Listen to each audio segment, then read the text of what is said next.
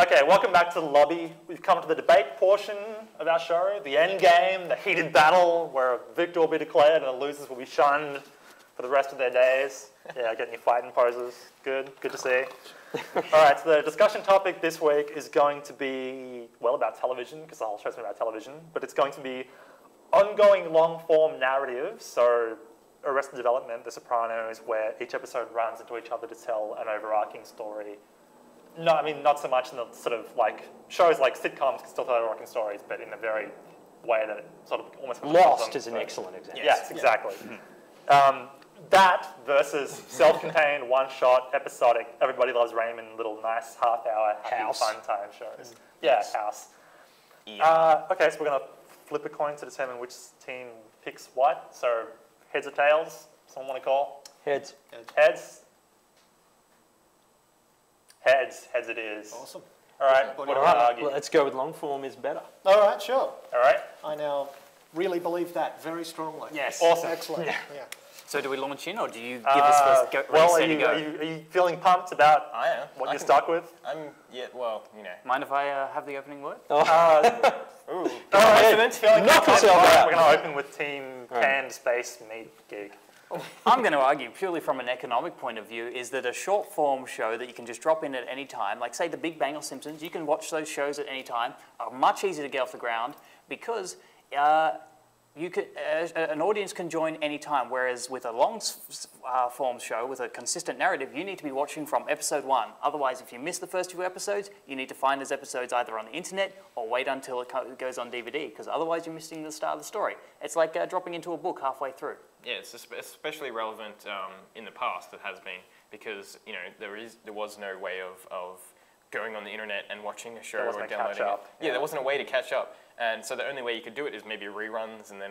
I mean, now, like, there wasn't so much of a, like, inbuilt streaming service on specific TV network sites. Like, you could always kind of pirate things, but... Yeah, and it's... Are you helping them with their debate over no, here? he just continues... It's because we happen to be right. Yes. Yeah, so... And he's totally right. That economically, it's so much easier to produce those shows because of the fact that people can jump in at any time. And not just... I mean... And that's also an entertainment factor. Like, if you miss one episode of a long-form show, you're pretty much screwed until they rerun it, and that could be until the whole season's finished. So that's 6 months or something you have to wait before you can watch that show again. Well, I think we should let them counter at some point. Yeah, gentlemen. Thank you to the representatives from the Producers Guild of America. See, this is the thing. You're absolutely right about the economic thing, doesn't actually make them better. And the other thing is, when a long-form series connects, it connects hard because you get viewer loyalty. You get that must-see TV, that I cannot miss an episode. Yeah, you talk about elements of shows that are kind of episodic, like something like Friends. Would Friends have been anywhere near as popular had we not had the Ross-Rachel ongoing saga? Would people have dropped it? You talk about you can drop into it really easily, but you can drop out of it just as easily. You know? It's easy to put down and forget about. The shows that you talk about, you can pick up really easily, like your CSIs and your NCISs, they are phenomenally popular on the night. But no one goes and collects those DVDs. No one goes and searches them out later. People go hunting for those shows that have long stories that they really love. They become an addiction. You can't put them down. There is a problem with that, though. But a good example is, say, Firefly, which is a good example for everything somehow. It always comes back to Firefly. This is their strength in every situation. It's just, it's because the problem with that show was, and the problem with a lot of his shows is they start slow. And that's good if you're already invested into his shows, if you know that you're going to end up watching it. But if a show starts slow and the average viewer goes, isn't that good? They'll never watch that show again. Yeah, but that was a problem with the show, not with the format. Criticism. Yeah, but you look at Lost, which has the greatest 2-episode pilot ever. It's the grab. Like, you get to the end of that 2 hours, it's like, come on, dude, the pilot. Not talking about the rest of the series. If you get to the end of that pilot and you are not hooked, your heart's not beating. It is a fucking grabber. And that's the thing. And that is purely designed. They poured money into it, and it was like nothing. They poured marketing into it. And, that's for damn sure. And that's the thing. And they poured everything into it. But the episode executed it beautifully too. And that's what, for the first few seasons, that show was so incredibly high rated. Does it stay gripping the whole Well, through. again, that It's depends still rating on phenomenally well. But you would for a say- 6-year show. for a Yeah, 6-year absolutely. show. Any one of those little shows you talk about picking up nice and easily, every one of them will have an element of long form to it. None of them, very few. Maybe your Simpsons and a couple of others are completely singular. Yeah. Everything else does that, and they do it for a very specific reason. It does get you to come back next week. It does make you go searching for that show. It Like gets you to mentioned- the argument we were talking about before, that you actually now, with video on demand and TiVo, you go searching for shows you like. And DVD. Yeah, you actually go hunting for these shows, whereas the other ones where you can put them down nice and easy, oh man, yeah. And we haven't even talked about quality yet.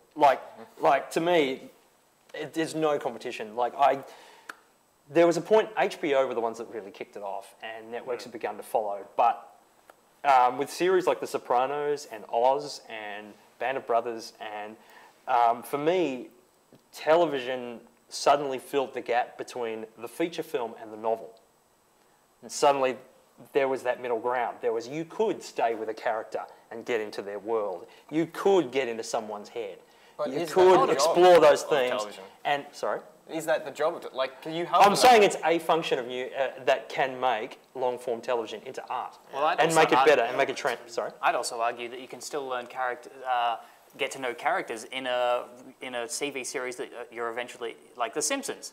It's a completely self-contained story with each episode, but you get to know those characters a lot. Yeah, you I find out don't a think bit that that's a point. They for play either pretty medium. fast and loose with character we might motivations have in that gotten to know them show. a bit too well by this stage of the 21 years. Yeah. Yeah. And that's the thing. And they play fairly fast and loose. Like, how old is Bart? And how many Stop times it, have right. people gone out and killed each other and not done things and gone? It's like, yeah. I just find, particularly the HBO model to me is perfection. I think you're ignoring an important aspect, which is time investment. An audience has to sink, say, I don't know, how many hours into a 13-episode, 26-episode, however long the season or seasons go for. That's a significant time investment. If Whereas it's a show great, like, I'm willing to do it. They'll do it. yeah, but you And might not viewers have are willing time. to do it, that's the Whereas thing. something like The Big Bang Theory or Simpsons, I can watch that anytime. If I miss a couple of episodes, it doesn't matter. I can just, anytime I happen to catch one of those shows, I can just sit down and enjoy it. I don't have to set aside a part of my week to enjoy it. But does it stay with you, though? Of course it Like, does. I'm talking from a purely artistic point of view here. Like, to me, those shows never stick. No, they're confectionery. Yeah. You forget about it. You're saying The 5 minutes after- Simpsons is confectionery. Oh, absolutely. Yeah, absolutely. And I has would no make that impact on case your to the- life Maybe. whatsoever. There may be attempts on our lives after Yeah, this, yeah. but I will say that, fuck it, I'll put the cards down. The It's Simpsons is beautiful. You forget it the awesome. moment. It's like, look, let me tell you, like, that's the thing. To denigrate confectionery, like, do you denigrate Lindt chocolate or Hague's or something like that? That's what Simpsons is. Simpsons is the finest chocolate in the land, but it's chocolate. Whereas, Deadwood's a fucking You have deal. to stay with the food. You're arguing against chocolate, man. You cannot win. Deadwood is tutto bene fucking risotto. Yeah. But could you eat risotto every night? Every week, damn sure. This is getting all Analogy Tell aside, you about chocolate. Do you want to go for something after the? I'm actually very a little peckish now. all analogies aside, back to the economic qualifier, you have to Back to the put producer's an deal. extra money into, so look at 24. They had a big ad campaign to, they emphasized the fact that it's real time, it's never been done before. They had a big pre-marketing, pre-hype campaign to get people watching from episode 1. So because you need to get people... Did that? Yeah, first season was But massive. that's extra money. That's extra money that's going into marketing and money that's not going to the show. So you're arguing that these long-form narrative series have to sort of buy their audience They're for the show. they're to get- riskier. They cost more money. Those shows don't work if people aren't there from the start. And for people to be there from the start, they have to spend... But do you think And in if this the age story of falls internet apart and or- yeah, but you were saying before that in the past there was no other way to catch up with it. Now we have internet. Now we have DVD. Now we have Word of mouth about those yeah. kinds of programs. People can go, I'll wait for it to come out on You're DVD, missing and they my buy it. point. The point is, say I produce a 26-episode TV series. I air episode 1, and people don't watch episode 1. It gets barely any. But that's any the same with ratings. anything. No one else is going That's to the pick up same on with the long anything. That's the story. same with a drop-in show. It's exactly But the the same drop-in odds. show costs less, usually. And that means... Well, it's not Not necessarily. It doesn't necessarily cost less, I but think it we should check the hinges bottom less. line Yeah. of CSI and see Yeah. how that's going. Yeah, that's CSI Miami and NY would cost $3 million an episode. Purely speaking, anecdotally, I dropped in halfway through The Big Bang Theory, and now I've just kept watching it.